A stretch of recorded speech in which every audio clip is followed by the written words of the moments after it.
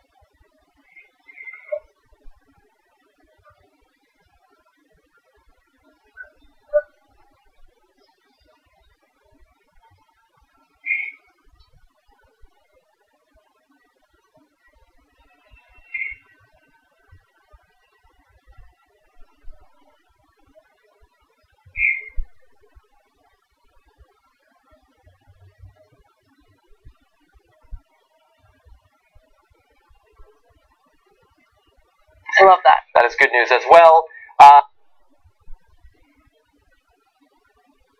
Let's see. Earlier this week, look, ISIS has been very busy. Now, one of the areas they've been busy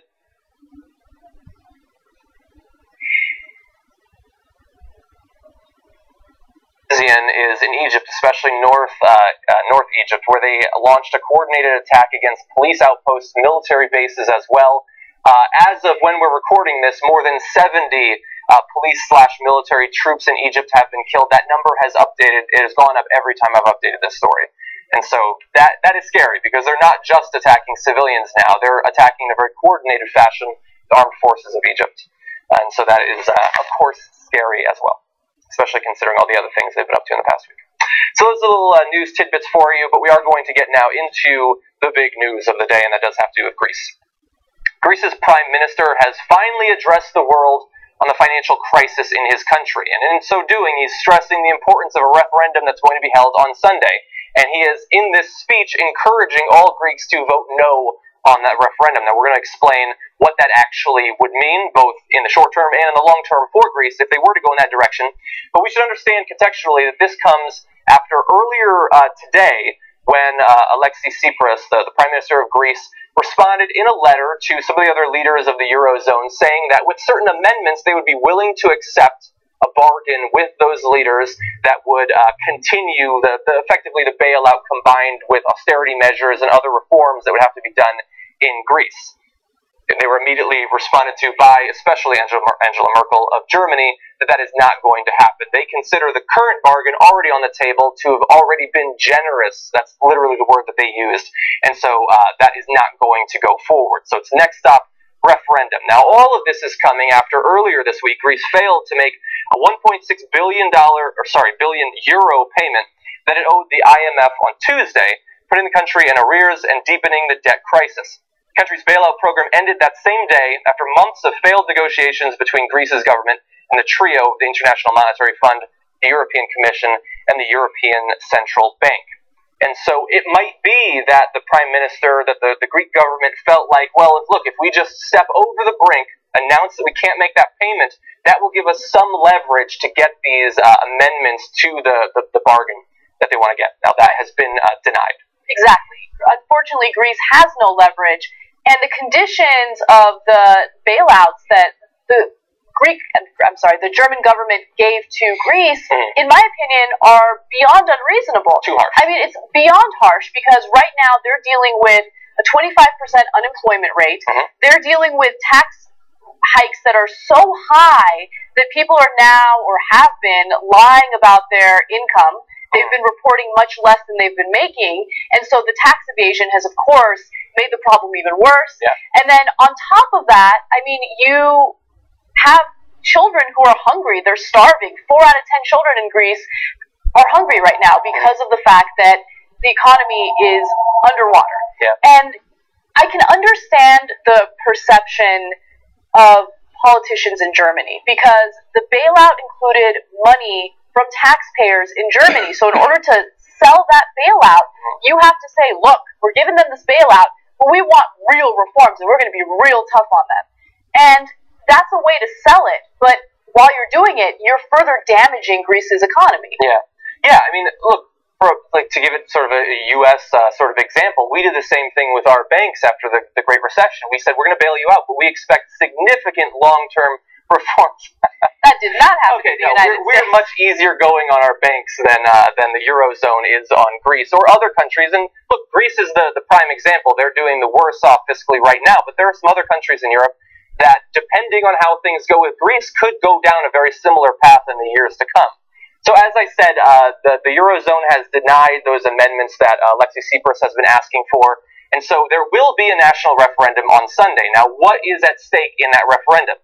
If Greeks vote yes on that referendum, then they will go back to the previously existing deal, a combination of bailouts from the Eurozone combined with structural reforms and fairly harsh austerity measures for Greece. It's unlikely at this point, from the polling that I've seen, that they're going to go in that direction, but it's possible at this point. Now, if they vote no, and that is what the Prime Minister of Greece is asking them to do, they will reject the current deal, and then we don't know exactly what's going to happen. There's a lot of uncertainty. uncertainty. Exactly. Now, this will open up Greece. It'll give them a few new options to deal with their current economic and social crisis. They could open up, create a secondary currency to run concurrent with the euro in Greece. They could reject the euro entirely. Now, all of these are, of course, incredibly significant changes, both for Greece internally and for their ongoing relationships with the eurozone and the EU as well. Now, Alexis Tsipras is saying that if we were to vote no, we are not leaving the eurozone, and the naysayers are saying that the sky is going to fall and all of that. It's not actually going to happen that way. This is what he implied. On Wednesday, defiantly said that the referendum would go ahead and called on the people to vote no, as I have said. In a televised address to the nation, he said a no result would not mean that Greece would have to leave the euro, as many European officials have argued. Rather, Tsipras claimed that it would give the government a stronger negotiating position with others, which is potentially true, I would say, at best. Now, he specifically said there are those who insist on linking the result of the referendum with the country's future in the euro. They even say I have a so-called secret plan to take the country out of the EU if the vote is no. They are lying with the full knowledge of that fact. I don't think that it's far-fetched that Greece would no longer be part of the euro if they rejected the referendum, if they voted no in the referendum. I think that that's fully possible, and I don't necessarily think that's a terrible thing. Right now, the situation they're in is disastrous. It's digging Greece in a deeper and deeper hole. So there needs to be another option, and honestly, to continue on with the reforms that have been proposed or demanded of them is unrealistic. There's really no way that Greece is going to be able to get themselves out of this situation if they continue on with the reforms expected of them. Yeah, and look, even if by some, perhaps what it seems like right now as a sort of miracle, a yes vote on the referendum did happen, and the current Greek government was able to go forward with these negotiations, continue with the austerity measures and the bailout. If it keeps getting worse for regular Greek people, they're not going to continue with that government. They're going to vote in a new government, as they have done recently. Yes. And so it seems like even if that was to continue with the status quo today, we would not have that status quo in a couple of years. Now, we've been doing some research on this because, look, we're not experts on the eurozone or the Greek financial situation stretching back to the early 2000s. We've been doing some reading, and I did see a really interesting analogy to what they want long-term in Europe to come out of the eurozone, to come out of the EU, is something a little bit closer in some respects to what we have in the United States, a situation that we have between individual states. And we have a situation sort of historically similar to the situation between most of Europe and Greece, in that we have some states in America that do not contribute nearly as much in tax revenue to what they get back from the federal government. There are some states, the example that was given in this Fox article was South Carolina, that makes something between $4 and $7 for every dollar they send to us in tax revenue. Now, that, of course, is going to shift year by year and state by state, but we don't bail them out, and then if they can't pay it off 4 years later, 10 years later, they just go under. That's just the current operating condition with America. Some states give more, some states give less, and that's the way that we go. Now, if the Eurozone and the EU in general wants to sort of tie politically closer together in the way that they have been attempting to for decades to economically tie themselves closer together, maybe that's a road that they should go down, not expecting that every country is going to be able to pull its own weight. That's a fascinating suggestion, but at the same time, I don't begrudge the people of Germany for wanting these reforms in Greece, because if you look at the way the politicians were running the economy in Greece, there were some serious issues. For instance, they were underreporting the amount of debt, the amount of loans that they were taking out. They were being very shady, working with Goldman Sachs and other American banks. I love that it was the American banks that were helping them to conceal how much debt they actually had. Exactly. So American banks were helping them conceal the debt. So American banks are also at fault here. But, they were spending too much on government programs as well. So there was overspending. There was debt that was underreported. And at the same time, you have the people of Greece who are evading taxes. And, of course, that was a response to what happened with Germany's reform demands. But in order for it to work, in your suggestion, Greece needs to get their shit together. Yeah. Okay? And the overspending is unconscionable in a situation like this. Yeah. Yeah, but by the way, just really fast, I want to make a comment out of that about the fact that it was JP Morgan Chase and other U.S. banks were doing this. I love that they can be at the same time so incompetent that they collapse the entire international economy, them and other banks, and yet able to multitask in simultaneously defrauding, lying to, and robbing Greece and America at the same time. they're able to strike that balance somehow. Very crafty. Yeah. Now, we do want to give you a little bit of an update on what is going on the ground in Greece. As you'd heard earlier this week when Cenk talked about the situation with Greece after they said that they would not be able to pay off that 1.8 billion euro loan, is that they were shutting down many of the banks, they were shutting down many of the ATMs so that there would not be a run on the money that would drain Greek banks of all of their reserves and make it unable for them to give out loans in the future.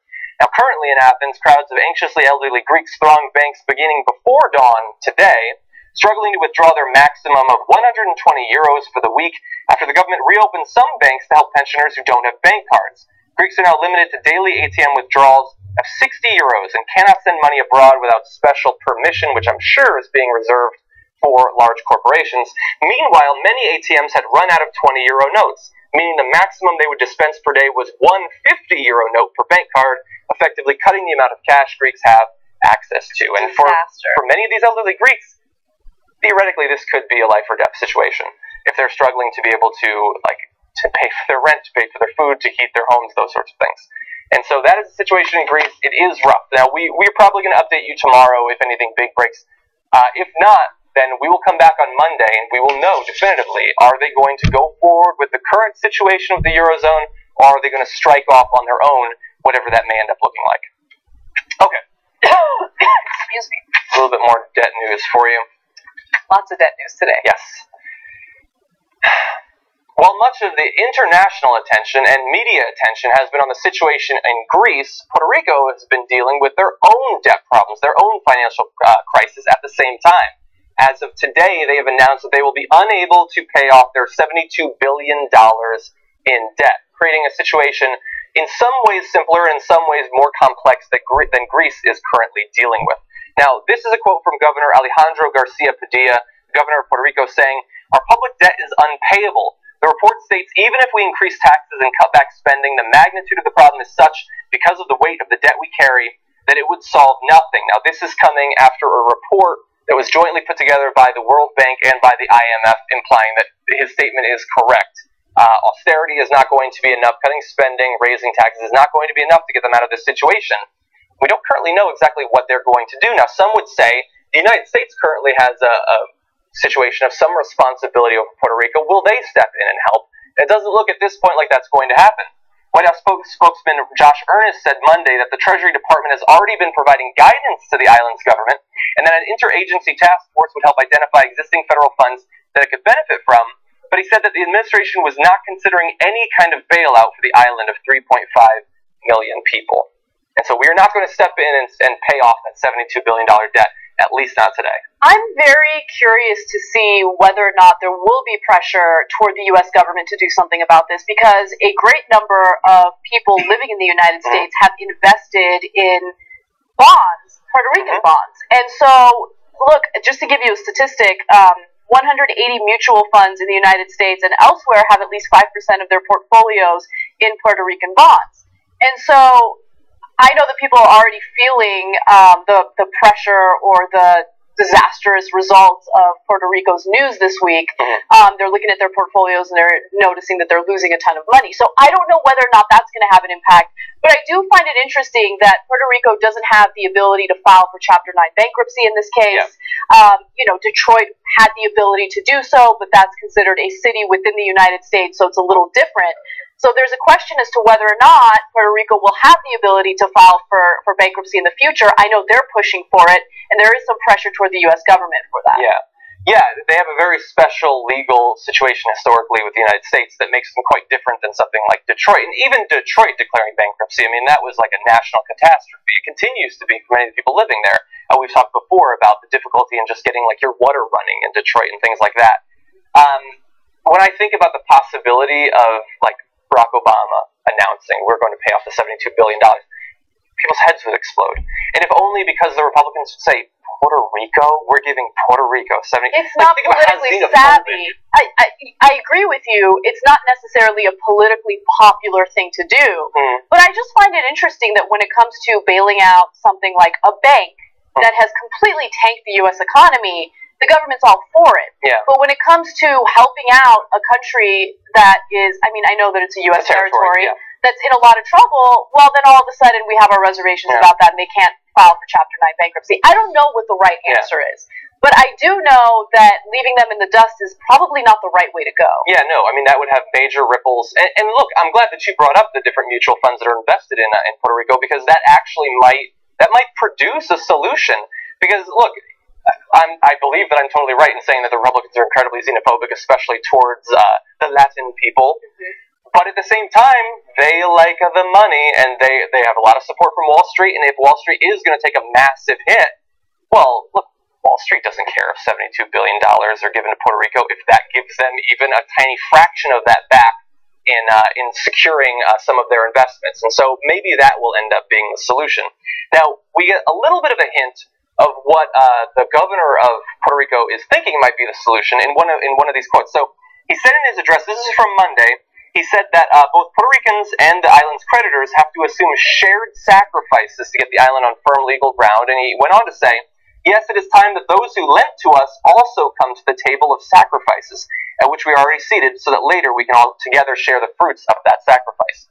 Now, is he asking for the creditors, the international creditors, like that sort of thing, to pay off all of it? Perhaps not. But he's already admitted that austerity is not the solution. Cutting spending is not the solution. They've tried incredibly harsh measures already in that regard, and raising taxes is not going to get them there. The weight of the debt is simply too much. And so it looks like they are going to expect to default at least on a significant portion of those loans.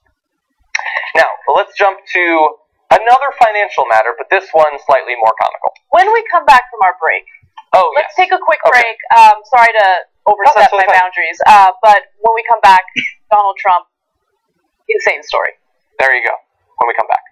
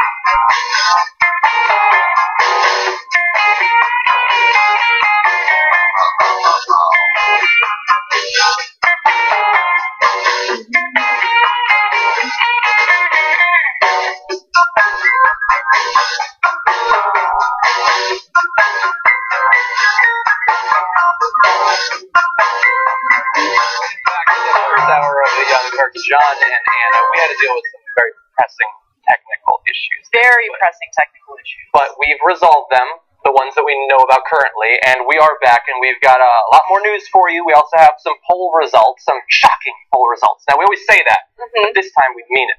I'm actually shocked. Really? First, though, I want to read a couple of tweets. Let's see, Stacy Brunt said, okay, the Young Turks. By the way, these are tweeted to us at hashtag TYT Live, which you should do as well. Stacy Brunt says, okay, the Young Turks, it's my birthday. So how about a birthday shout-out? Yay! No. Mr. Red Penguin said, no, of course, happy birthday, Stacy. Oh, you're a Cancer like me. Ooh. My birthday's in 1 week. Awesome. Isn't that crazy? Vegas? No, I'm not going to Vegas. I wish. Oh, that would be awesome. Maybe another time. Yeah. Mr. Red Penguin says, I think John Travolta has ruined Greece. That may be it. That wasn't in any of the articles we read, but that's a possibility. Let's see. Greg Narton says, seriously, I'm not joking. Anna Kasparian should be an Hour 1 every damn day. Her intellect on Hour 1 stories is well versed. Thank you. I'm going to be completely honest with you guys. Talking about the economy is not my strong suit, so the first 2 stories we did in the hour intimidated me, but I hope I provided some information that helped out. Thank you. No problem. And Voltramax says, if Puerto Rico wants our help, they'll have to do it the way everybody else does, buying us off. Unfortunately, they're broke. That's true. Yeah. And also sad. By the way, I want to shout out 2 of the members. Member number, they're sequential. Member number 1804, Dana Fairbanks, and member number 1805, Alice Jensen. Thank you for supporting the Young Turks. Now, really fast before we get back, I do want to read the results of one of our polls. So if you could get graphic 26 up, I think it summarizes the poll. This is from a topic that Ben Mankiewicz and I talked about yesterday on the show. The topic on the TYT app was a 24-year-old Belgian woman with depression and a death wish from childhood has been granted the right to die. Do you support this policy? Now, I supported the policy, at least as it was described to me. Ben did not. Wow. And everyone else I talked to disagreed with me, and yet the audience, 60% in support of my position. That's so Ben Mankiewicz can suck it. Tweet him that. That is a very surprising poll result. Just because I think, look, I believe in individual liberty, but when you're depressed, you're not in the right state of mind. You're not, I don't think you have the ability to decide whether or not it makes sense to die. You know, you don't have a terminal illness. But, you know, you guys have spoken. Yeah. We disagree a little bit. Yeah, and look, as I said, I agree that I don't want you to make that decision. Right. I think that you can get past it, try other sorts of treatment and that sort of thing, but I just haven't yet come up with a reason that I have the legal position to say whether you can or not. Yeah. I can only have a preference, I think. But anyway, I understand that people disagree. Okay, lots more news to get back to, so let's do that then. Donald Trump promised this week that he was going to sue Univision for a tremendous amount of money over that broadcaster's decision to pull out of broadcasting Trump's Miss USA pageant. Now, he has made good on his word. It is a tremendous amount of money. He is asking for $500 million. Now, Univision immediately responded that that's crazy. That's way too much. Nobody could pay that much. And so then he had a second offer. This is his second offer. $1 million. Which is too low. Come on, dude. You gotta go somewhere in the middle, seriously. But no, he is actually asking for the $500 million. That sounds like a joke, but it is not. Now, we have a statement from the Donald about why he's asking for this money. It is not just over the fact that they are publicizing the fact that he called Mexican immigrants rapists and drug dealers. And it's not just because they're not broadcasting the Miss USA pageant. The decision was, in reality, a politically motivated attempt to suppress Mr. Trump's freedom of speech under the First Amendment as he begins to campaign for the nation's presidency. He further went behind, he was mad at NBC, also dropped him. So many people have dropped him. Macy's have dropped him.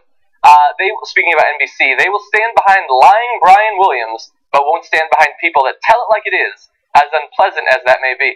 And by the way, I love that the lawyer who wrote that statement is acknowledging, goddamn, his statement was unpleasant. The fact that he is comparing himself to Brian Williams is hilarious. Yes. Brian Williams embellished stories, okay?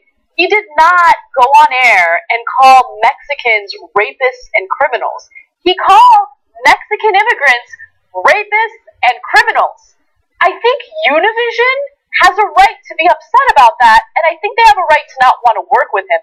For him to say, you are violating my First Amendment rights because you don't want me to run for president is ridiculous. Oh, when has a network ever shied away from having a presidential candidate on their program? Yeah. Never. They always want it. It's very good for ratings. Yeah. So the notion that he's like this big shot and there's this political agenda against him is ridiculous, as I've said before. And so he needs to realize that he's an ignorant sack of shit who shouldn't go around making generalizations about entire groups of people, especially when it's defamatory stuff regarding rape and crime. Mm-hmm. No, 100%. Now, so his asking for $500 million, that is a joke. In a second, we're going to get to the actual joke, and the joke is on us. But I think you're giving him almost too much credit for his claim there that they're going against his First Amendment rights. I don't think that he qualifies not just to be president. I don't think he qualifies to be like senior class president or anything. He is saying that by them not being willing to broadcast the Miss USA pageant, they are infringing his First Amendment rights. First of all, were you going to be dressing up and then talking about your policy positions on the Miss USA pageant? You weren't even going to be on it, probably. So that doesn't infringe your rights. And by the way, your First Amendment rights cannot be infringed by a private corporation choosing to back out of a business deal. Your First Amendment protects you from the government infringing on your right to free speech, not a foreign corporation. He doesn't know the first thing about the First Amendment. Private companies can violate your First Amendment rights in some ways, right? Like the First Amendment, again, is about the government. They don't owe you anything. Exactly. So if a private company wants to run a certain way, they have the ability to run that way. Mm-hmm. Now, of course, they can't discriminate. There are certain laws protecting, citizens like us. Mm-hmm. But Univision did not violate his First Amendment right because Univision can't violate his First Amendment right. Yeah. Yeah, it's about the government. It's not about corporations. So if you get blocked or something in the chat, don't talk to us about the First Amendment. It ain't got nothing to do with the First Amendment. Sorry. He's running for president of the United States, and he does not understand what the First Amendment means or what it entails. Yeah. Just think about that for a second. Think about it, and then think about how a man who doesn't understand those things, as Anna is saying, surely he's going to be punished by the potential voters. Surely he's going to be doing poorly in polls as he runs to be the Republican nominee. Let's check. Bush currently stands, Jeb Bush, at 19% in the most recent polls, up from 13% in May. Trump follows at 12%, up from 3% before his announcement. He has quadrupled his support. He is now second to Jeb Bush, brother of the former president, son of another former president. Trump just has funny hair. I honestly don't understand what is up with America. Pause. Okay. What does that say about the Republican Party? They're jackbags. That's what it says. Beyond that, I mean, when you have conversations about the xenophobia, the bigotry, the racism that exists within the right wing, these are the types of stories that reinforce that notion. Because you have an individual who just tripled his support among his base right after he said the most not racist, but the most xenophobic things about Mexicans, right? And so I think it speaks volumes in a negative way about the Republican Party. Yeah. It's sick to know that he's actually climbing up that pole when he is saying horrible, deplorable things about Mexican immigrants.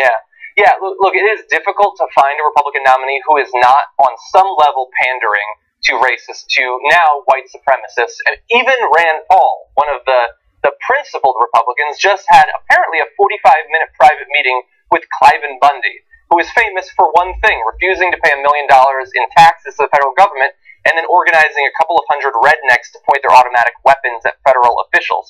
Rand Paul's meeting with them. But he is perhaps the worst, because he's not just pandering to white supremacists, he's actually successfully pandering to them. You were talking about how he's rising the polls. He's rising the polls because he's being raised up on the shoulders of these white supremacists. He is locking up the racist vote. And we know that because the only thing he has done between 3% and 12% is attack Mexicans. He has no policy proposals. He has nothing interesting to differentiate himself from other Republican nominees. He only has his out-and-out hatred and xenophobia towards those coming from Mexico, and he is doing fabulously as a result of it. That was our fun story of the day, by the way. It was. Yeah. The first hour is It's a little bit serious. This next one, though. I know. It's a difficult one. Yeah. Okay, carrying on. A Colorado police officer has pled guilty to third-degree assault after absolutely brutal body cam footage has been released of his treatment of a man that he was arresting. Now, I am going to warn you, as we often do, this is both not safe for work and difficult to stomach. We are not exaggerating. Trust us on this. We're going to show you, there's going to be two sections of this. In the first, you're going to see them restraining and then beating this man, who is handcuffed eventually, simply because he lashed out one time at a police officer. Stand up. You're out of the car, aren't you? Stand up. Stand up. Stand up. I didn't try to rob him or the I'm serious. I didn't. Stand up. Sorry. I didn't.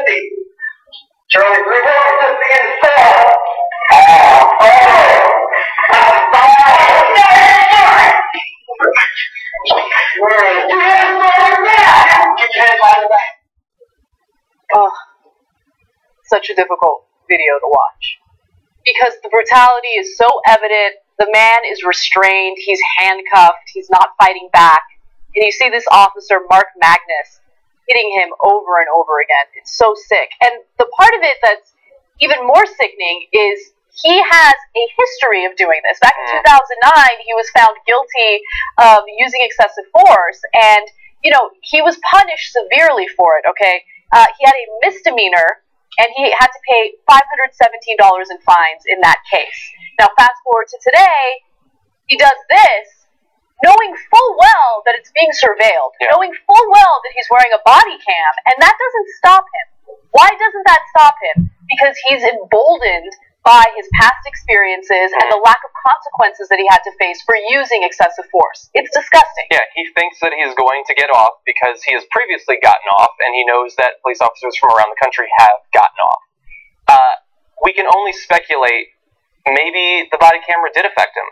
Maybe he would have been even more fucking savage if it hadn't been for the body camera. What does stop resisting mean? What does resisting mean? He did this. From a seated position, with an open hand, he pushed out against the cop. Look, don't do that. Because now, apparently, in the same way that Cenk often says, like, a young unarmed black man will commit the crime of looking at a cop in a way that they don't like, if you do this, you have then opened yourself up to being thrown on the ground, and then if I was trying to kill a man, I couldn't have attacked him more savagely than they attacked that guy, because he pushed at them with an open hand. Two cops from a seated position as he was being restrained. He pushed with an open hand, and so he needs to be thrown to the ground.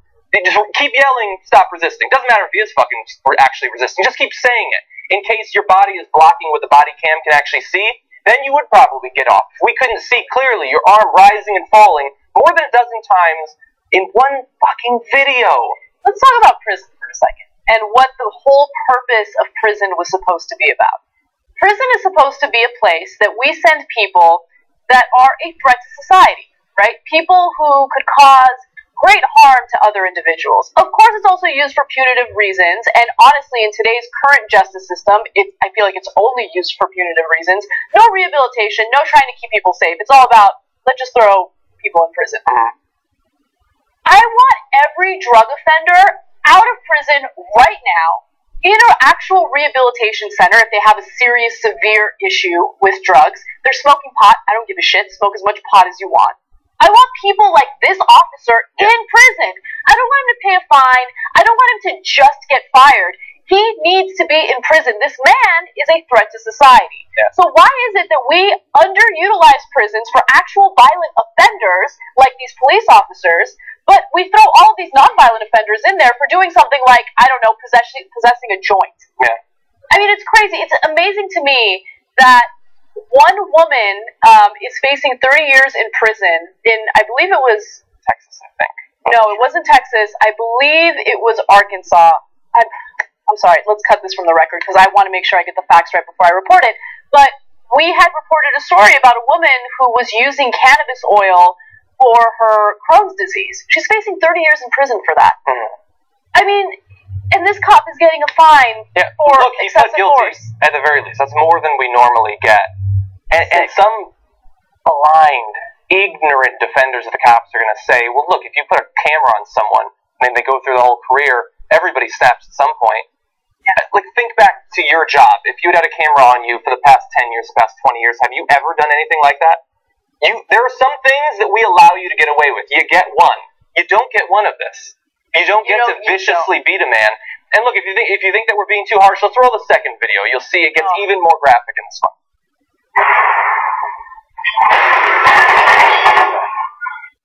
Go!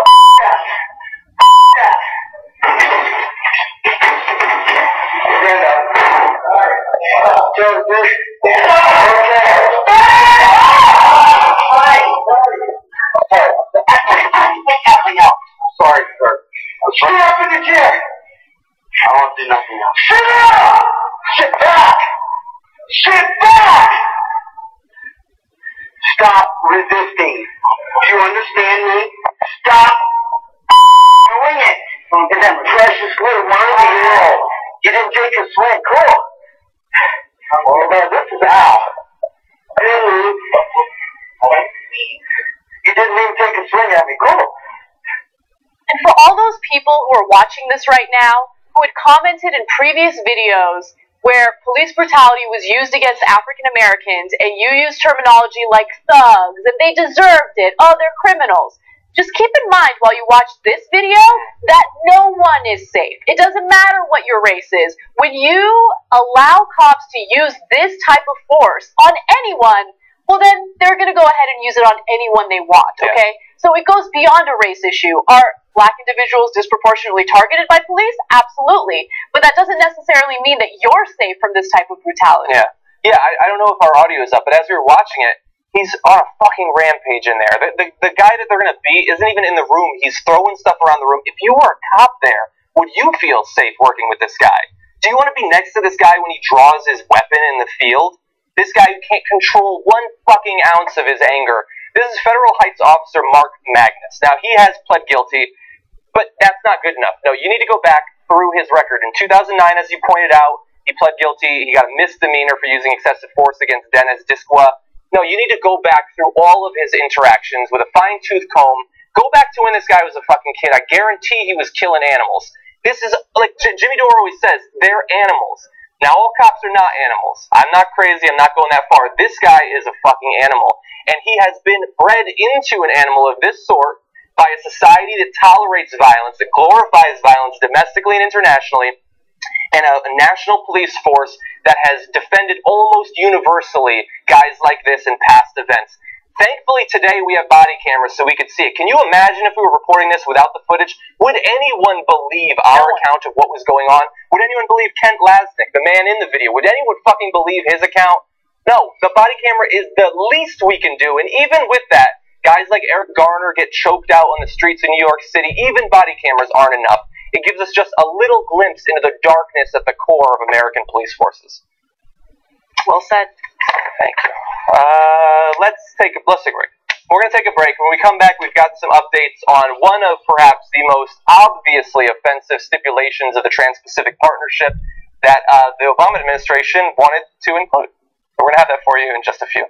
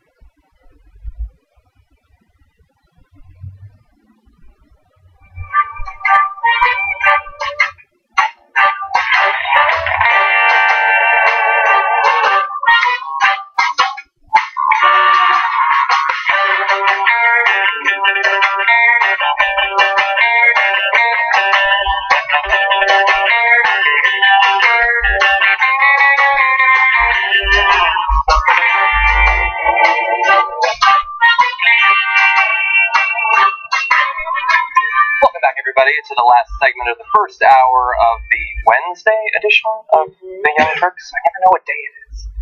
Lots of big stories we've covered already. A couple more we're going to try to get to really fast. Candace Z says, this is some of the hashtag TOT Lives. Sorry, I'm just checking it now.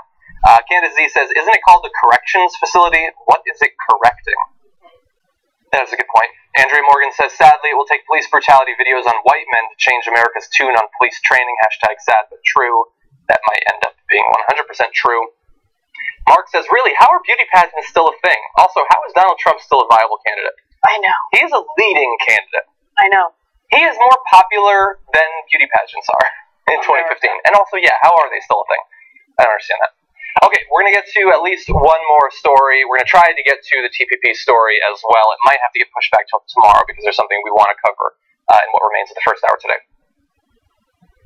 Bill O'Reilly has spent the 2 weeks since the Charleston shooting defending racists in the South. Today, he is sending a racist to Penn Station in New York City to investigate what he says is a growing homelessness problem See if you can find any racial angle in their coverage in this video. Enter the busiest train depot in the country, Penn Station. In the past year, it has really gone downhill.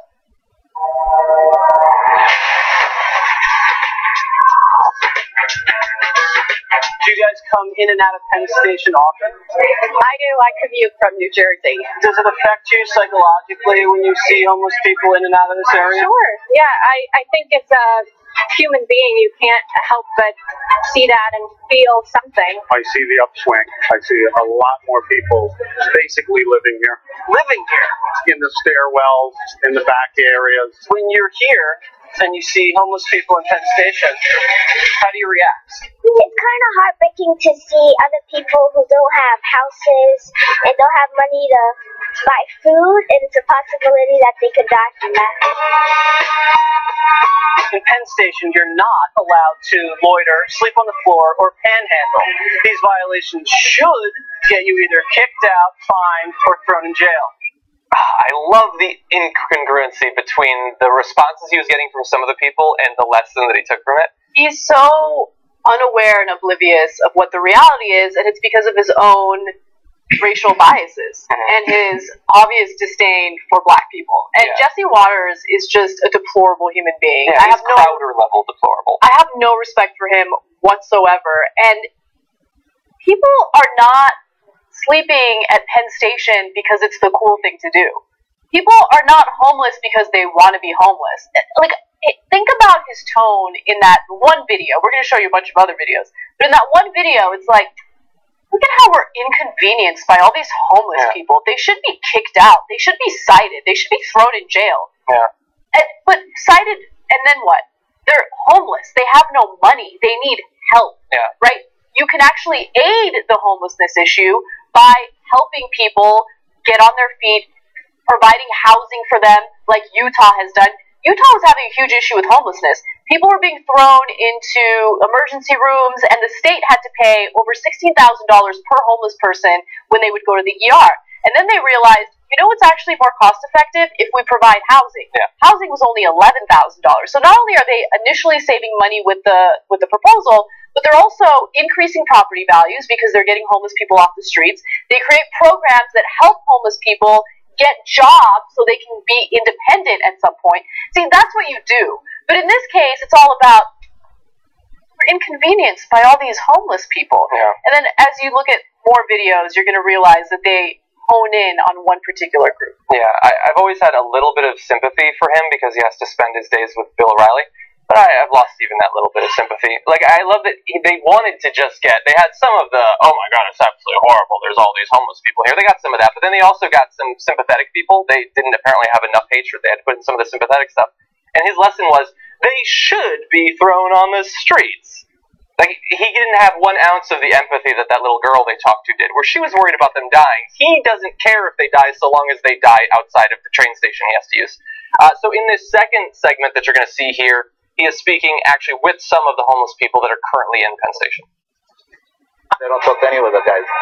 You live here. Do you sleep here too? Are you allowed to sleep here? Yes. What are you doing here at Penn Station today? Nothing much. Picking up cans and bottles. How much can you make off recycled cans and bottles? You make $20 a day. I survive off of tips that people give me. Do the authorities here allow you to sleep here? They let you sleep up until a certain time. Do the authorities ever give you a hard time? No, nobody. Nobody. How long have you been homeless? Oh, it's been like since 2005. You don't have any health insurance? Oh, sure. They give you that when you get on welfare. How'd you wind up in this situation? Drugs.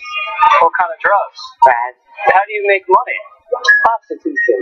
How do you make money to get by? Oh, I have a pretty good stipend from the federal government.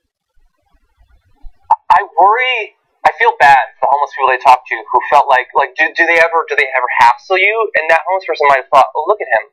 Cares. He wants to know if we're being hassled when we're homeless. But no, he wanted to prove that they're getting away too easy. that they're on welfare, that they have a stipend. God knows what he has a fucking stipend for. He could be a vet for all we know. Do you think that that dude cared enough to actually ask? So a few things that really stood out to me in that clip. First of all, everyone that he spoke to was black. Let's keep it real, okay? Yeah, almost all the people who were inconvenienced were white, all the homeless people are black. There are no white homeless people. Right. And then also, his body language as he was asking the questions really bothered me because it shows you exactly what he thinks of them. He thinks of them as throwaways. He thinks of them as inconveniences. He thinks of them as garbage. I mean, he's not making any eye contact with them as he's asking the questions. He's going like this, right? And it just shows you the level of disrespect and disdain he has. Yeah. And then, of course, you have the one woman who admitted to having a drug problem, and I know exactly what went through his mind and exactly what went through the minds of Fox News viewers. Aha, see? They're all drug abusers. They all deserve to be on the streets. No, when people turn to drugs like crack cocaine, it's because of escapism. There's something happening in their lives, and what do they need? They need help. Okay, they don't need to be demonized. But that's the difference between conservatives and liberals, right? Liberals genuinely believe that this country is about helping one another out and doing it for the greater good, whereas conservatives are like, fuck everyone. We have no interest in helping anyone. I'm only looking out for myself and my family. Yeah. I have no interest in being part of that group. Yeah. I don't look at that woman and think to myself, oh, she's garbage, she's turning to prostitution and she's doing drugs. I look at her and I think, what can we do to get her out of that situation so she's not sleeping in Penn Station? Yeah, the conservatives you're talking about think I will help exactly as many white Christians as I have to and no more to get what I want out of this country. And I'm glad that you brought up the body language because it made me think of an example. First of all, he refused to look them in the eye for more than a split second. Like, oh yeah, how do you get your money? He can't even look at them. And as he's standing, like in his suit, his body turned away. Anybody who's watched American Psycho, the scene where Patrick Bateman goes in the alley and is asking, like, oh, how'd you get in this situation to the homeless man before he knifed him? That is exactly the body language there of Jesse Waters. He couldn't wait to knife this guy, not physically, but in terms of how he's going to make him and other people like him look when he goes back to the studio with O'Reilly. And that is what they then did. They go back, and this is the lesson they take from his reporting. Giuliani and Bloomberg, the two previous mayors, their dictum was you can't stay there if you're homeless, because there are homeless shelters where people can go in New York City, and you have to move along. You just can't park yourself there. But under de Blasio, that stopped. Is that what you were seeing? I've noticed it, especially this winter. It's the worst I've ever seen it. It's little tent cities. They're stepping over people with animals, with supplies. There's new synthetic drugs now where people are out of their mind. They're very unpredictable. A lot of people are being attacked. And there's plenty of money to deal with this. They have a $78 billion budget in New York. Why can't they get these guys in really plush homeless shelters? It doesn't make any sense. So all this was a Bill de Blasio smear campaign at the expense of homeless people living at a train station. That's all that segment was about. Fox News is garbage. Garbage. It disgusts me that there are no regulations in place that prevent this kind of propaganda from seeping into society. But unfortunately, there is a population of people in the U.S. that look at things like that, and it just fuels the hunger wars, where we continuously fight one another in the working class and middle class, but we don't focus on the system that keeps people underneath, or beneath the government or corporations. And look at them as saying, look, we have homeless shelters for them. What more do they want? We should just give them luxurious homeless shelters because they would support that. If they were to do that, they would support it. And I noticed for some reason, when Jesse Waters went to Penn Station, he didn't ask the homeless people, why is it that you're not at a homeless shelter right now? Is it perhaps that a homeless shelter is not a very good place to be at in New York? Is it possible there's a threat of being robbed, possible violence, possible overcrowding, possibly can't find food there?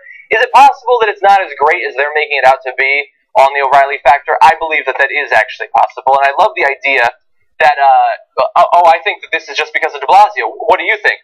Oh, I think so as well. It's not possible that things have just gotten worse in this country for some poor people in New York. By the way, it has nothing to fucking do with de Blasio. A 2015 report by the Coalition of the Homeless showed that homelessness rates have trended way up for decades, long before de Blasio took office in January 2014. While the city's population grew by about 16% between 1990 and 2014, the number of homeless people tracked in New York City shelter system more than tripled during this time. And finally, which is it?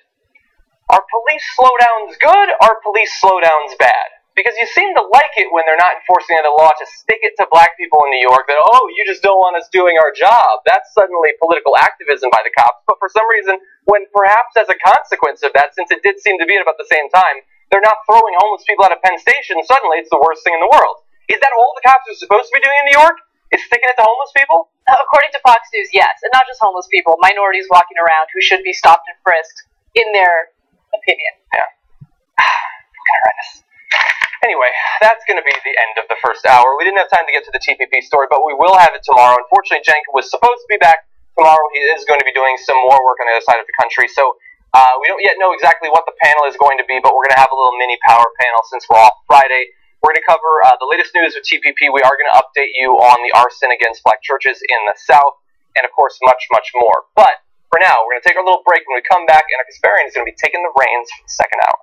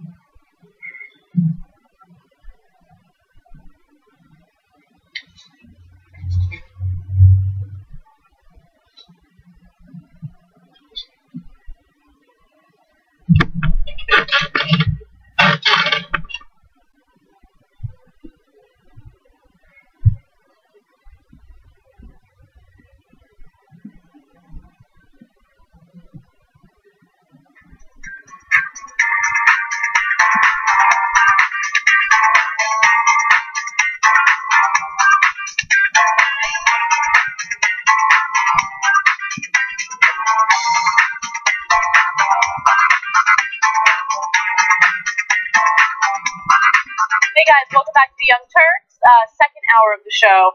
People are upset that we didn't get to the TPP story. We guarantee we will do it tomorrow. There isn't some anti-TPP coverage agenda at TYT. There's just a ton of stories to do. Yeah. And so we will definitely make that a priority for tomorrow's show. Amanda Thompson says, John Idarola Unchained is a rare sighting, but I liked it. Which is true. You threw a few F-bombs. I was like... Yeah, I've been swearing too much on the show. I was telling Arena that earlier. I don't want to. No, it was super fine. I say super too much. Okay, Sloppy Drew says he's the person who's really upset about us not doing the TPP story. Again, we'll get to it, I promise. What did he say? He says, oh, surprise, fucking surprise. TYT Live may skip over the TPP story they promised. We're going to do the story. Could have just not promised it. It's a 2 hour. I know, we could have just not said anything. Okay, but whatever. Dimesh says there are more foreclosed homes than homeless people. Homelessness doesn't need to exist. Extreme poverty doesn't either. And Ray for Madness says homelessness has been on a rapid rise since 1981. Gee, I wonder what happened around that time. Reagan. I know, of course. Okay. I'm like, really? You don't know? No idea. You're pretty smart usually. So. I thought you were implying born years after that. Years and years and years and years after that. But it's close. I'm joking. All right, guys. Let's get started. After the Charleston shooting that killed 9 innocent black people in a Bible study session, some people are questioning whether or not racism still exists in the South. Well, AJ Plus wanted to investigate this question, so they actually went to the South and just spoke to average people. Now, the reporter in this story, her name is Dina Takruri, said that she talked to a very wide variety of people, and their answers were very diverse. Now, we are going to show you a small snippet of the video. I highly suggest you guys watch the entire video. We have a link in the description box for those of you who would like to. I thought the answers were really interesting, and we'll discuss. Take a look. We made it to the State House in the capital, Columbia, where the Confederate flag is flying and debates are raging. So let's go talk to some folks.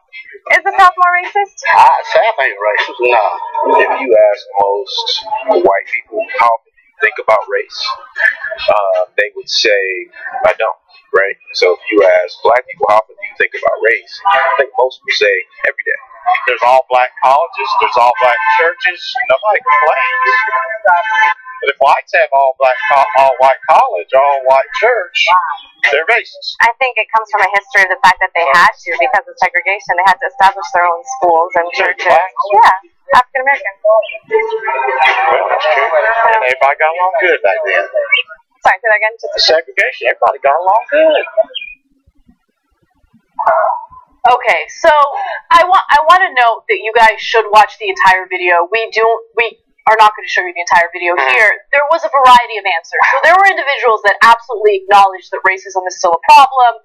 And of course, in that clip, you see a number of people who don't want to acknowledge that it's a problem. Just a quick comment from the reporter here. She says, we talked to a wide variety of people on our road trip to South Carolina. And what you see in this video is a pretty representative sample of all the things we heard.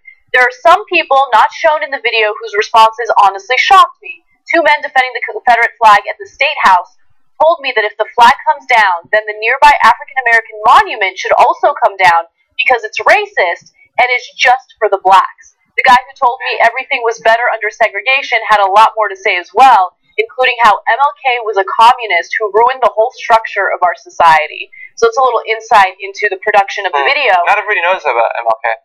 They ruined everything across the country. Everything. And of course, this opens up a discussion that we should be having in the United States, especially people who are living on the coasts, who might be in this diverse bubble, who might not realize that in some parts of this country, there are people that still believe that segregation was great. We didn't desegregate too long ago. Yeah. You know, it was a few decades ago, several decades ago. But still, there are people who are currently living today who experienced segregation, and they thought that it was great. Yeah. Yeah, I have a friend who is black, and he lives in Missouri, and he recently went for like a hike, and they went past this truck that they only saw from behind. It was 3 kind of rednecky-looking guys fishing from it, and then when they came back, they went in front of it, and there was a Confederate flag on the hood in Missouri, and I mean, that's scary for some people. I love, by the way, the comment there about the, you said that they should take down the monument.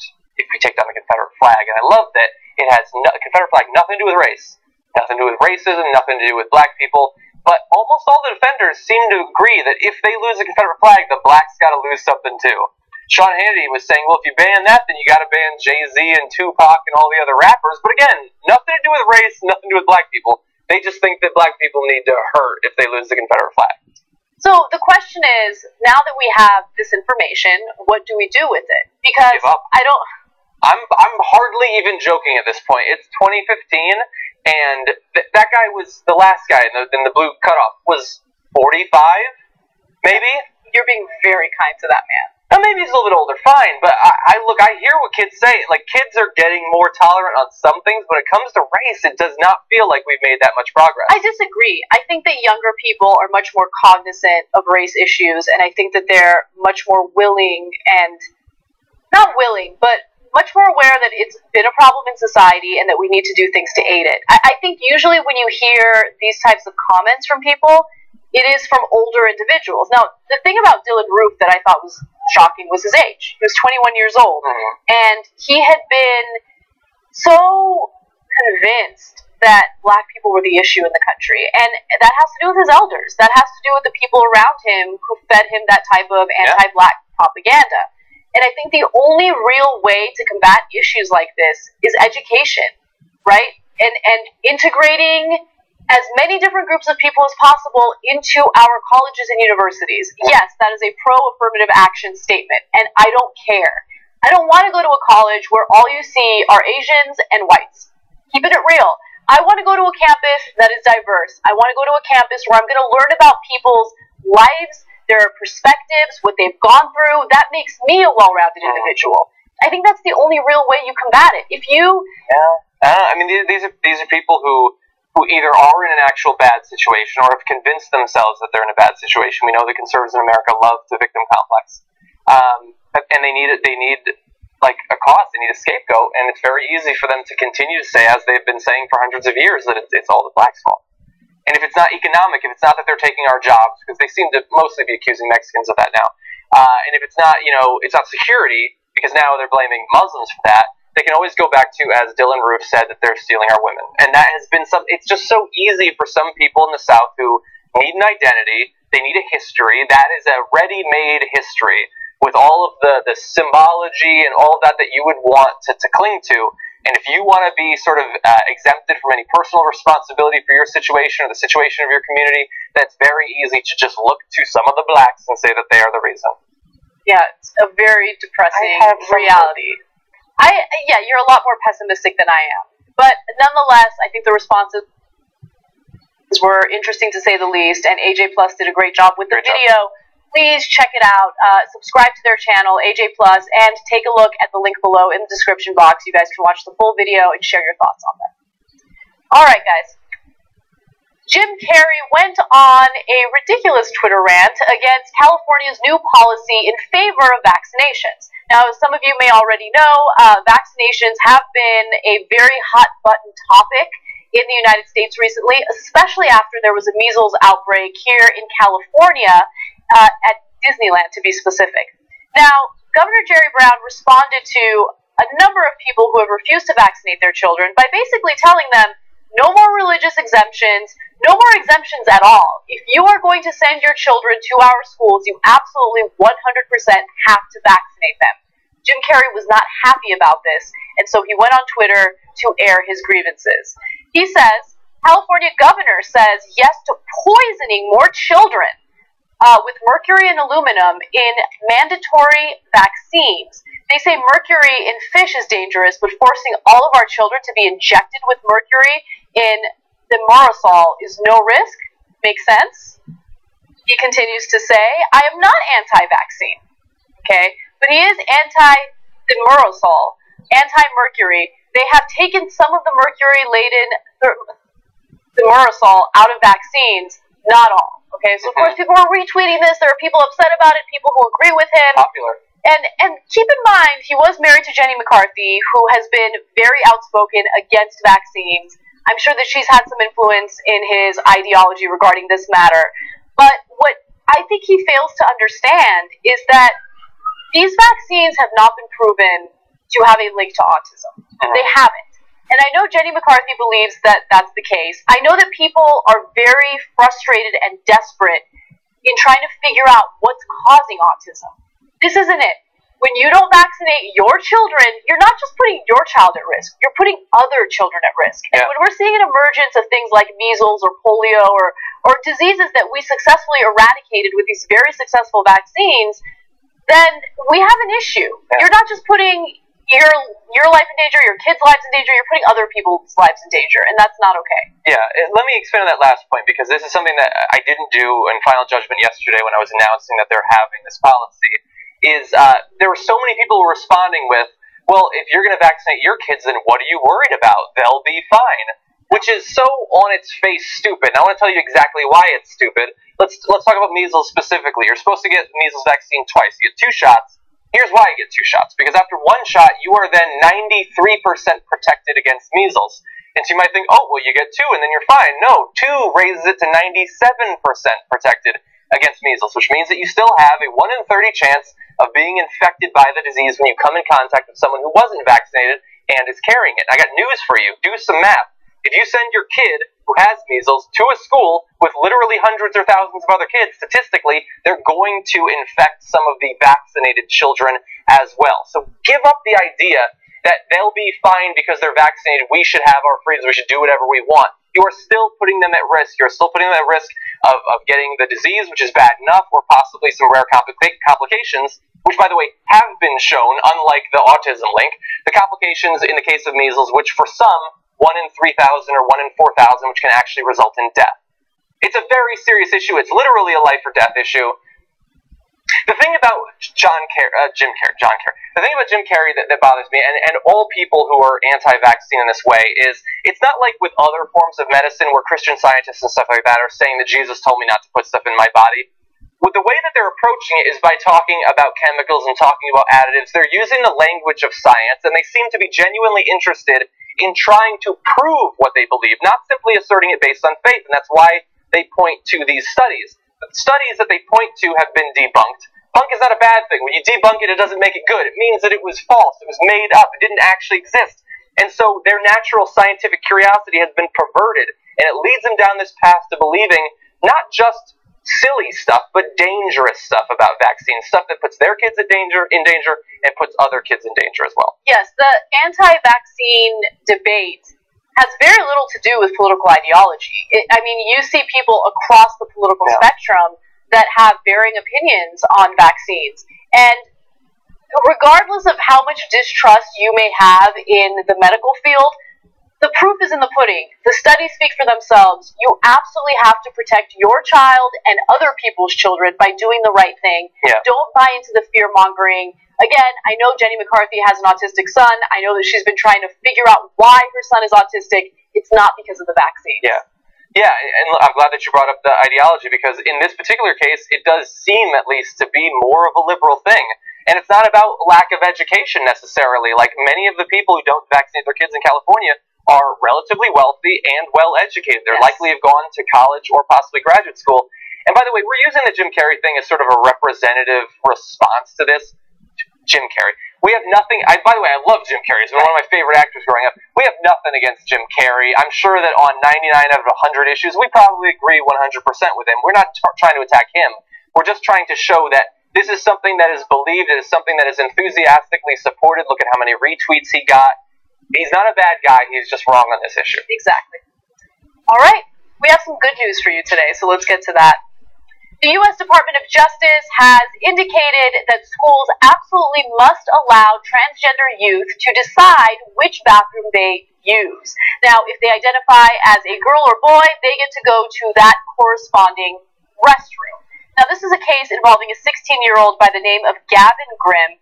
Everything was hunky-dory when they had communal bathrooms at the school that he was attending, but then finally they decided that they would have bathrooms that were basically non-gender bathrooms, implying that, you identify as a boy, but in reality you're a girl, so we're going to put you in this weird separate bathroom situation. He actually pursued this case, and as a result, the U.S. Justice Department has released a statement about it. They say the department The department says in a statement of interest filed Monday that failure to do so, or failure to allow these students to use the restroom that they identify with, amounts to sex discrimination under Title IX of the U.S. Education Amendments of 1972. I like this because now there is a very clear, firm statement from the U.S. government. If you are a school administrator who decides that you still want to discriminate against transgender students, well, then there are going to be some consequences for it. Yeah, just do it. I don't understand why you care. I mean, I do actually understand why you care. You either think that it's sick, or they're going to use it to get off, or you just don't want to take one step down the path towards recognition for these students, and you think that this is a significant one. And by the way, it has been a significant one. You have the precedent there now from the court. But I don't understand the obsession over the bathroom and trying to not allow, like, they're always worried about gay people in locker rooms, they're worried about transgender students going in the... It's not a Playboy set. Why is it so, to these administrators, it is so inherently sexual? It is a bathroom. People go there to expel waste from their bodies and to wash their hands. That's what they do. There's nothing, it's not a Showtime set. It's not where sex goes on. It's certainly not in elementary school. And so, like, why do they have to approach it in such a sexual fashion? They just want recognition. They want to be treated equally. Absolutely. And I'm not going to pretend like the story I'm about to tell you has anything to do with the terrible situations that transgender individuals have had to go through when it comes to something as simple as using a bathroom. But just to kind of buttress your point, there have been numerous times in my life, more times than I can count, where I have tried to go to the bathroom, and the women's bathroom has a line that wraps around the building. And then I look at the men's bathroom, and there's no line at all. And so you know what I do? I go into the men's bathroom, I do my business, and I leave. You should go to jail. I'm not a predator. People who identify with a certain gender and want to use that gender's restroom, they're not predators. Everybody calm the hell down. You're absolutely right. A bathroom is a bathroom. It's not the champagne room, where sex does not happen, according to Chris Rock. That's what they say. Yeah, and if you're, by the way, like, they seem to think, like, if you're really worried about, like, you can't have someone go in a bathroom where they're going to be turned on by the people in the bathroom with you, well, if this person is saying that they identify as a male or interested in women, then wouldn't you not want them to continue to go to the girls' bathroom? That's the only place where they're going to be turned on. And I'll repeat, as I said before, it's a bathroom, okay? It's not a porn set. It's just such twisted thinking, and it's such backwards thinking, and we're quickly moving past it, which is pretty amazing to see the movement in just a year or two. Yeah, the progress, absolutely. All right, one more story before we go to break.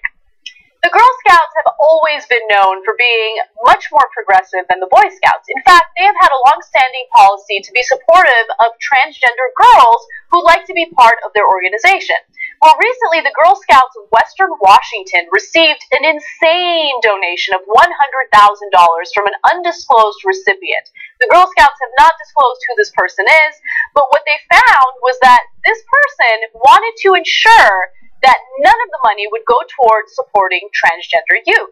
Okay, so according to Social News Daily, which reported this story, when the Girl Scouts of America publicly reiterated their long-held policy of allowing transgender girls to join their organization, the donor wrote a letter to the Scouts Washington chapter.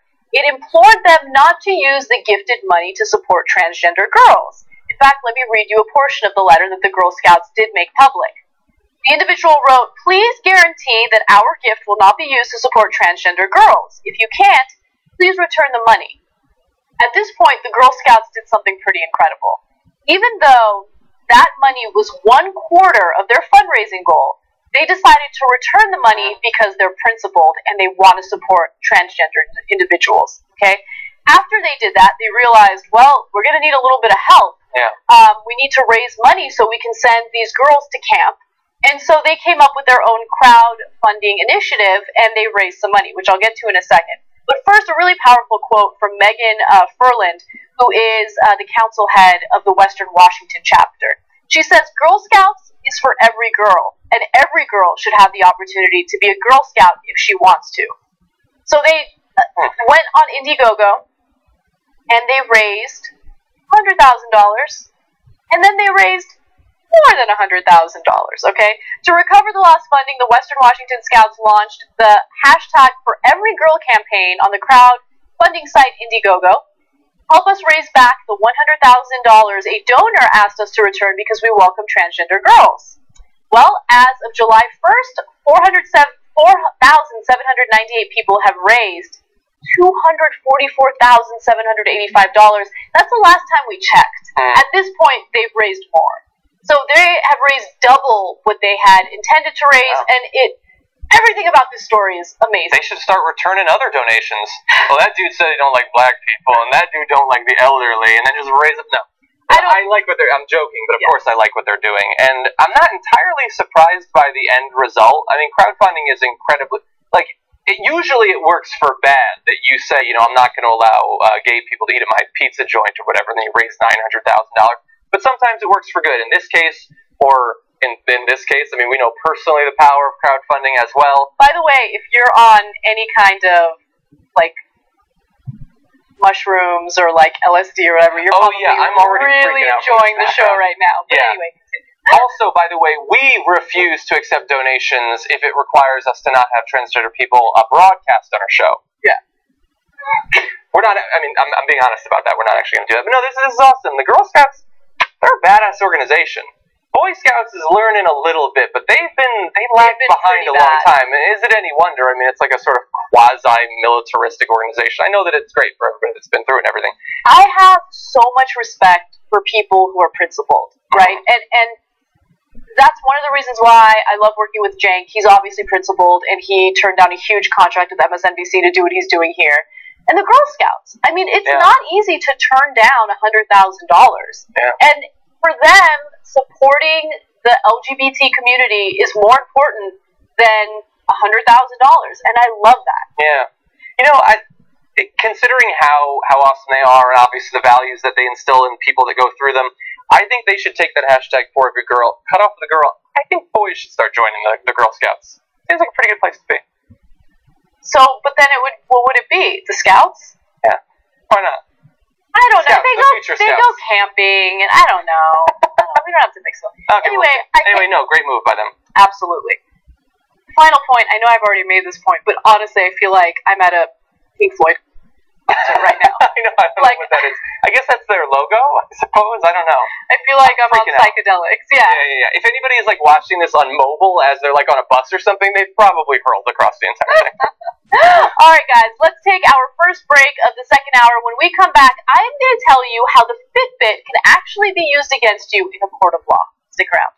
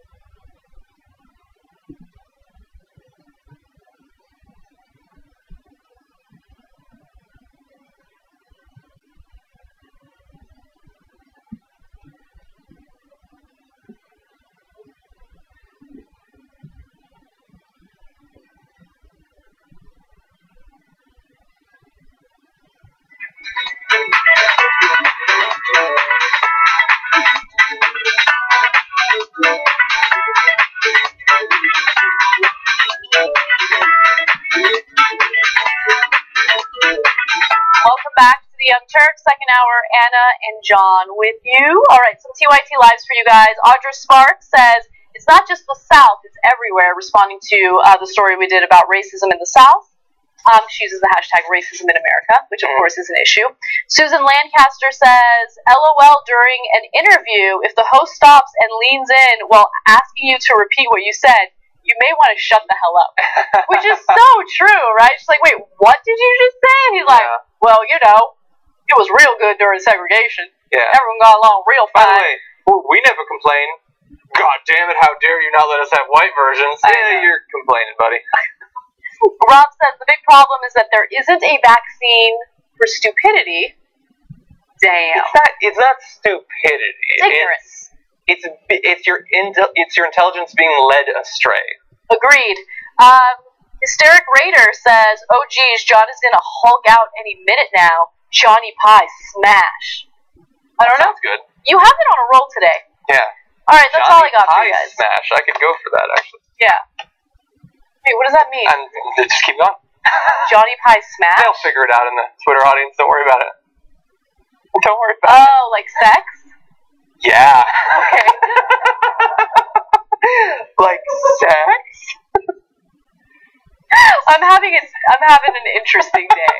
Okay, I'm having an interesting day. Oh, wow. All right, let's talk about the Fitbit. Okay. We've talked about the Fitbit quite a bit on the show recently, but this is actually a very important story. All right. Can your fitness bracelet, let me start that again. Can your fitness bracelet be used against you in a court of law? Well, it turns out that the Fitbit has already been utilized in one Canadian case, and as a result, because of the GPS tracking on the device, turns out that prosecutors can come after you, defense attorneys can actually use the evidence against you. It's really scary stuff, especially coupled with all of the other privacy invasions we're currently dealing with when it comes to the federal government. Now, let me give you some more information on the Canadian case. The first known court case using Fitbit activity data is underway. A law firm in Canada is using a client's Fitbit history in a personal injury claim.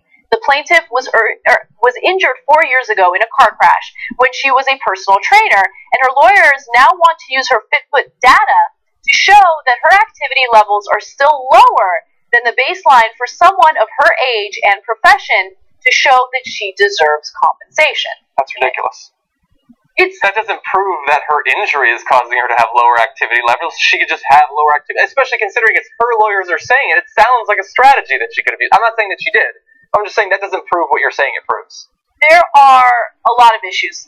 What you just said hits the nail on the head. I want to elaborate on that a little more. First of all, you're not always wearing your Fitbit. Yeah. There are days when you, or not even just days, like every day, you got to charge it, right? Mm-hmm. When you're charging it, it's not on your person. Yeah. Which I always think is a funny phrase, on your person. But nonetheless, it's not necessarily the most accurate way to figure out how active someone is.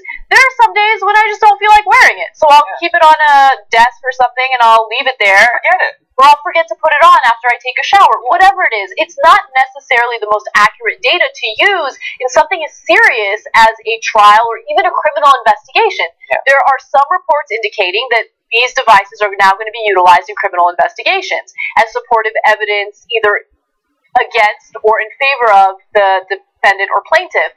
But in this case, not the defendant or plaintiff, but the person who's being prosecuted. That's what I meant to say. Now, let me give you some more information on this, okay? It is not the raw Fitbit data that will be used in the courtroom. The lawyers are relying on analytics companies one analytics company called Viva Metrica, which compares individual data to the general population by using industry and public research. So let's stop right there. There's now a third party involved that is not only analyzing your data, but they take your data and they compare it to the general population, as long as those members of the population also have the same device. Yeah. Now, do Fitbit or other fitness bracelet wearers know that this is happening? Of course not. I had no idea. You probably signed off on it, but it was in a 20-page thing. Exactly. And with Fitbit, what you do is you download an app, and whenever you download an app, you basically sign your life away without realizing it. People don't read the terms and conditions, unfortunately. But this is potentially inaccurate data that is not only being analyzed by a third party that you're completely unaware of, that third party can then send that inaccurate data to officials to be used in a court of law. Yeah. Now, one of the cool things that makes the Fitbit data really reliable is that if, in your examples, you work out without it on, or if somebody else uses it to work out, it will explode and stop functioning. Oh, no, wait. No, it can actually be totally thrown off. Like, even in the first example, you could kind of make the case that the low activity levels doesn't prove that the injury caused it, but if there were really high activity levels, that could prove that she wasn't that injured, except that, of course, somebody else could be using it. It doesn't really provide any information unless you can absolutely prove that somebody was using it at all the relevant times and no one else was using it, which you cannot do. Here's another thing to take into consideration. There are various fitness bracelets out there. There are some fitness bracelets that can track the exercise you're getting if you're riding a bike. The majority of them actually don't. So let's say you are trying to prove that you are active, but you've been riding your bike. It doesn't count if you've been riding your bike, if you don't have the right fitness bracelet. In another case, it tracks your sleep. But the way that it tracks your sleep is based on your body movement. So have you been still for a long period of time? Well, then you must be asleep. That's the way it tracks it. Of course, it also takes into account your heart rate if your bracelet is equipped with the technology to do that. Yeah. But the whole point of all these details I'm giving you right now is that it's not necessarily accurate, and it is an invasion of privacy. If these products are being sold to consumers to help them improve their health, why does there have to be another added caveat where it's going to be used against them should they ever find themselves in any type of legal predicament? Yeah, it's depressing that, like, with every technological innovation, that we get access to something new. For instance, like browsing the internet or shopping on Amazon. Like, it almost feels like it used to be that you'd invent things to make people's lives better, or just to make some money for you. But now it seems like it's just, we're going to find another way to mine from what you do any relevant piece of information for our criminal investigations, for government investigations, just for advertising purposes. Like, we're not just machines producing raw data for you to monetize in some fashion, whether it's on a treadmill or whether it's when I'm browsing books online or something. And it makes me sick that that's how we continue to be treated by, it seems like, every corporation. Well, technology can be used for good and evil, and you're seeing the same thing with the fitness bracelets. Now, there's also the added layer of health insurance companies and how they intend on using this type of data to decide whether or not you're living a healthy lifestyle. Wearables data could just as easily be used by insurers to deny disability claims or by prosecutors seeking a rich source of self-incriminating evidence. Sorry, let's be clear. Rich, inaccurate information, as we've been saying. It's incredible. Yeah. So these are all things that you should keep in mind when you're wearing these bracelets. It does track your location, which is something that I'm very aware of and has always made me a little uncomfortable. But there is a good side and a bad side to technology.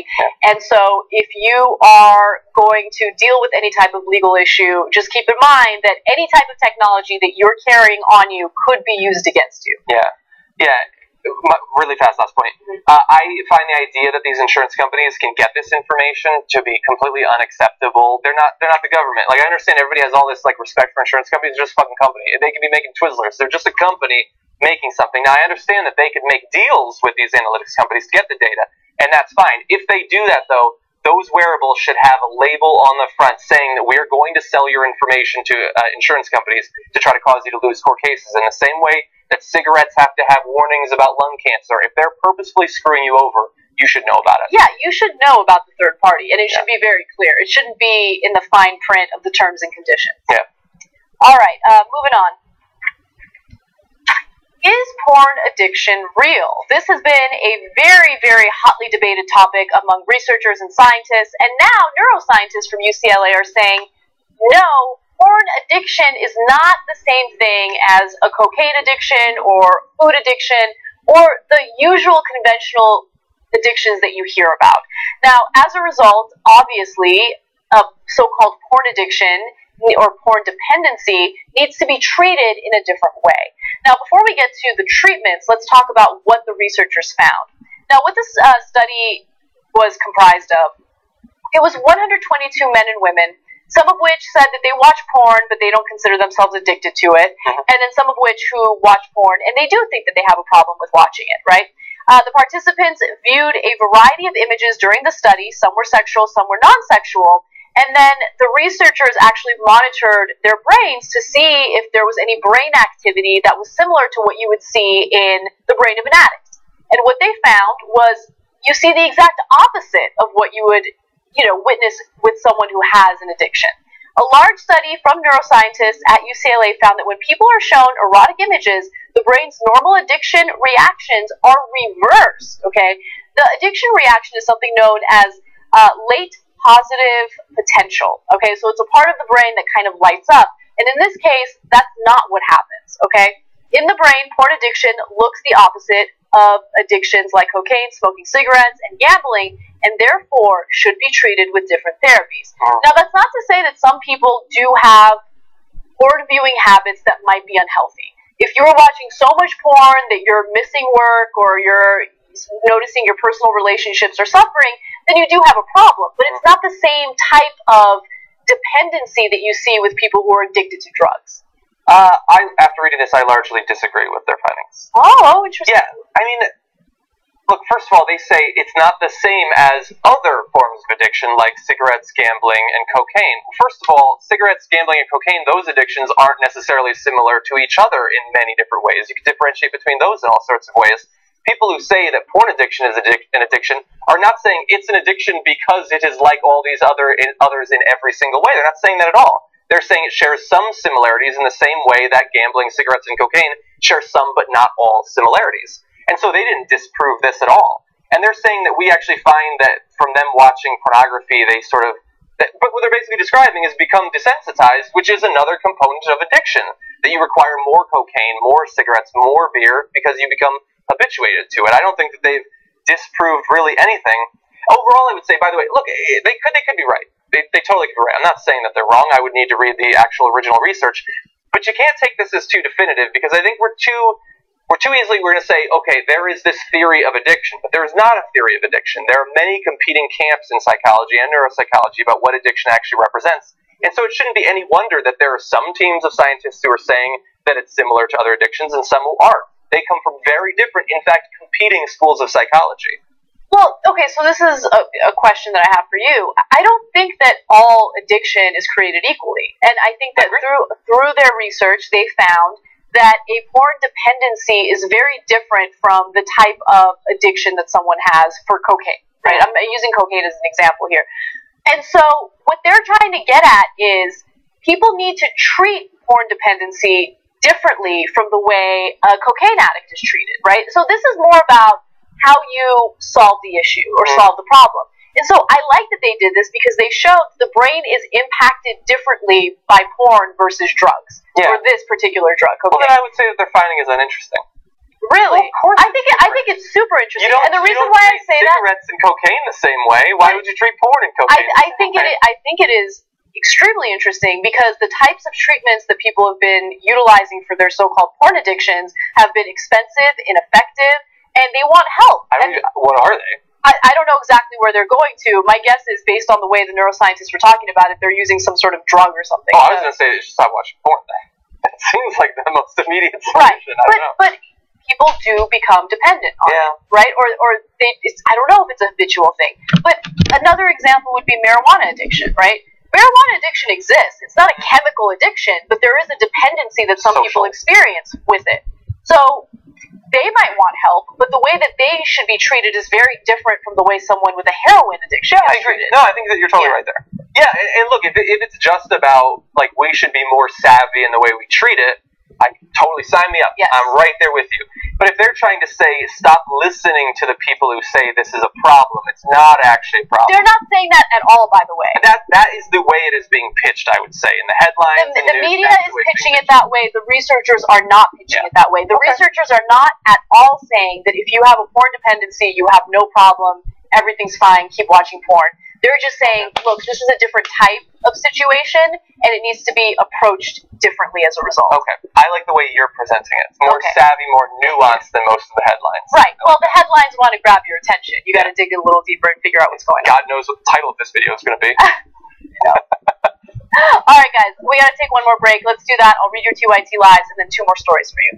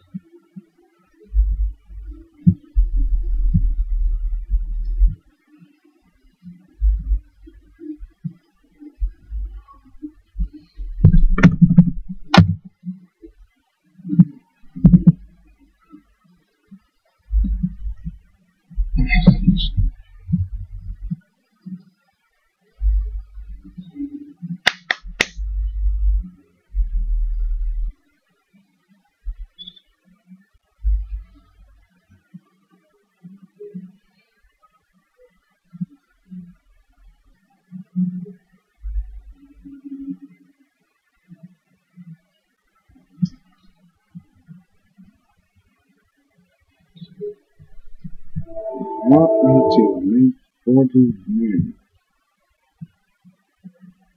Doesn't matter to me, but you want me to read it?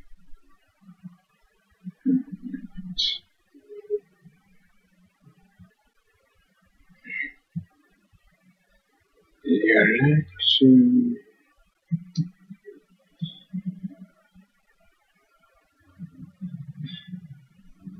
Let's go.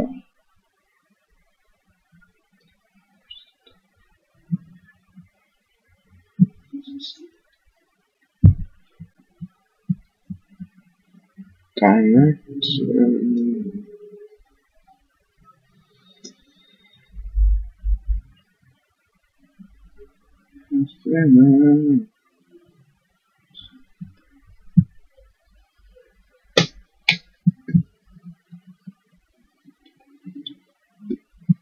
That's right.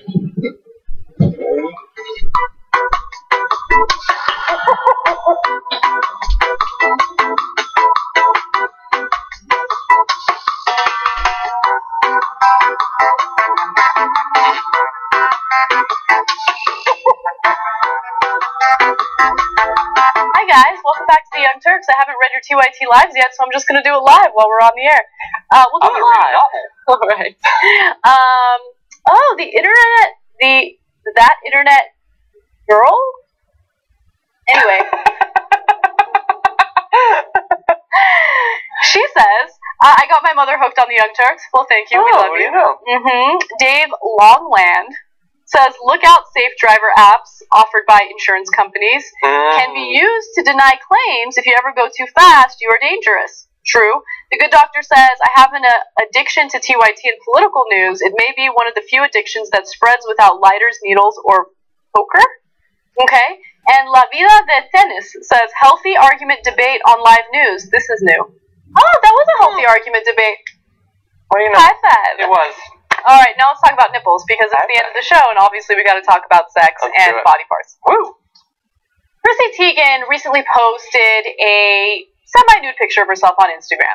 You know how this goes. Instagram is not in favor of nudity. They will allow people like Jen Selter to show her ass as much as she wants, but if you dare to show a nipple, they will take that picture down.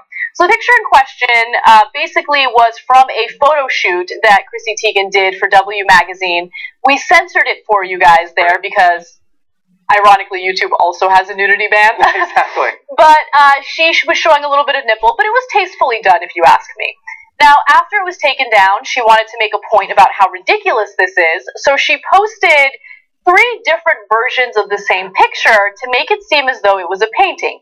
Now, Instagram's policy states that nudity is okay if it has to do with art. So if it's a painting or a sketch or something like that, well, then that's okay. So she posted 3 different pictures that basically made it seem as though it was artwork instead of a photo shoot, although I would argue a photo shoot is also considered art.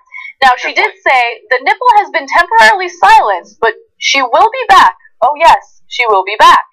Tegan posted 3 filtered versions of that photo and made it to look like an oil painting, a black and white pencil sketch, and a colored pencil sketch, likely as a response to a loophole in Instagram's user guidelines. Okay, so that's what happened. Yeah. Just let them show their... Here's my genuine, honest opinion on this story. I'm so tired of talking about nipples.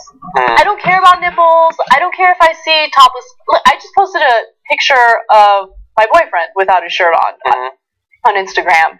And, like, why is that okay, but Chrissy Teigen's picture is not? I don't think it is okay. Take it down. Looks real good, too. Anna Casperi, TYT, follow me on Instagram. Oh, my God. Anyway. Yeah, I'm a little bit sick of talking about it, too. You become desensitized. Nipples, boobs don't even do anything in real life for me anymore as a result of this. Thanks a lot. Thanks, Obama. No, we have to cover this every 3 months. Usually because somebody is looking for publicity, I think, but they at the same time make a good point, and I understand what they're saying. My bigger beef is with the prohibition on nipples in real life. Like, for instance, that it's illegal to literally show them in real life. I'm less concerned with if a private company is stopping you. No, you should be able to walk around with your boobs out, but if they want to stop it on a particular site, then you can choose to stop using it, which is what Rihanna did. And if people don't like it, then they can go to some other competing photo sharing app. I'm sure there's only about 1 million of them. I like that I can use my breast to manipulate people because of the fact that it's always censored and hidden, right? So it's like... They would lose their power. By the way, I'm obviously kidding. But there is Whatever some truth. There is some truth that if you allow women to walk around topless or sunbathe nude, for instance, at a beach, that does take some of the sexual appeal or the sexual... element out of the mystique, right? And I don't care if that's what happens, right? I want people to be comfortable in their own skin. I went to Spain and was sunbathing topless, and you want to know how many dudes were staring at me? 0. And it was a very... sunbathing topless? In Spain, yes. Huh. I would never do it in the United States. It's funny because I don't even do it in the United States. I would do it in the United States because I'm worried about someone recognizing me taking a picture and putting it online. Yes. But the ironic thing is, I got recognized in Spain like 4 times. So really? It was very possible. Was it on the beach? No. If that happened on the beach, I'd be mortified. How scared would you be? I'd be pretty scared. Yeah. Just because I don't want that picture floating around the internet. But nonetheless, let's let it go. It's not that big of a deal. They're breasts. Why is it okay to have women show their asses, literally just show their asses? Yeah. Like, here is my bare ass. Take a look. Well, I think that's somewhat consistent in that you can show most of the boob, but not the nipple. You can show most of the ass, but they'll draw the line somewhere. I'm not going to say exactly where, but they'll draw the line. I know where the line is drawn. As long as there's a tiny little string that goes in between her butt cheeks. It's literally invisible between the cheeks. It's only a theoretical string. We don't even know if it's there. That's okay. As long as there's some possibility that she's wearing a G-string, then the butt picture's okay. But the nipple picture is unacceptable. I don't know. It's weird. It's another thing like the pot. It's 2015, and we have this. We just accept it, and maybe then it's good that Chrissy Teigen is bringing this up because people should at least think about wait a second, isn't this kind of crazy that we're doing this? I don't think that we question too many things in society, and that's why we, in some ways, are still living in the 17th century. Absolutely. All right, final story for you guys. This will be a quick one. Researchers wanted to figure out whether or not gaining weight when you're in a relationship is a thing. They refer to it as love weight. Now, these are researchers in Europe, and the way that they did this study, actually, it was a pretty extensive study. Let me give you the methodology. Scientists from across Europe analyzed data from over 10,000 people in Austria, France, Germany, Italy, the Netherlands, Poland, Russia, Spain, and the UK. They found that while the average single man had a BMI of 25.7, the average married man had a BMI of 26.3. The average single lady had a BMI of 25.1, while the average married woman had a BMI of 25.6. Okay, so this is not surprising to me whatsoever. I should note that a BMI above 25 implies that you're overweight, but we all know that BMI is a very inaccurate way to determine the health or the weight of an individual. Nonetheless, I think that this was kind of expected, and they didn't really give solid reasons for why the case is, but I think we all know what the hypothesis is, and I think that there's a lot of credibility to that hypothesis. You enter a relationship, you're not in the market anymore, and as a result, you feel uncomfortable. Yeah. And when you're dating, and then when you're married, what do you do for fun? Think about that. You eat. You eat nonstop. When you're single, what do you do for fun? I still eat. Probably why I'm single. No, but you go to the gym, you do something fun. Yeah, you go to clubs, you dance. Let's not go that far. But yeah, some people do that. Yeah, and you probably do have more sex, right? When you're single. Yes. That's active. Most people do. I will say that. I've done a statistical analysis, and most people actually do. What I found interesting was you pointed out that above BMI above 25 implies that you're overweight. What I love is it's not like you get in a relationship and that's when you cross the line. No, both the single men and women are starting above the line anyway. Yeah. That's our world. But also, I need to look up the actual raw data because I don't know if they're controlling for age. Because if they're seeing that an average single man has a BMI of 25.7, an average married man has a BMI of 26.3, and we know that you're more likely to be older if you're married than if you're young. Like people get married as they age, then that could simply be an effect of getting older. I'm assuming that they've controlled for it. I would say that in that case, even then, the BMI change is fairly small. I know in my own personal past, I've gotten real comfortable in relationships before. Of course. And it's gone to dark chocolate places. And that is a very real thing. People stop exercising, they just want to hang out and watch Netflix, which is actually all I want to do anymore. And they start eating. But the cool thing is that when inevitably your new rotund body turns off your lover, they break up with you to go out with some hunk, then you get the inspiration to go out and try desperately and ultimately unsuccessfully to get back in shape. That's cool. I feel like a lot of people look their best right after a breakup. I feel like I looked my best after a breakup, yeah. Yeah. I feel like I looked real good after my breakup. Yeah. And then it was kind of downhill from there. Anyway, guys, that does it for the show today. Thank you so much for watching. Jake will be back next week. Unfortunately, he won't be here tomorrow. But we also will not have a show on Friday because of the long weekend. We are going to celebrate the 4th of July a little early. Anyway, guys, thanks for watching. We love you, and bye-bye.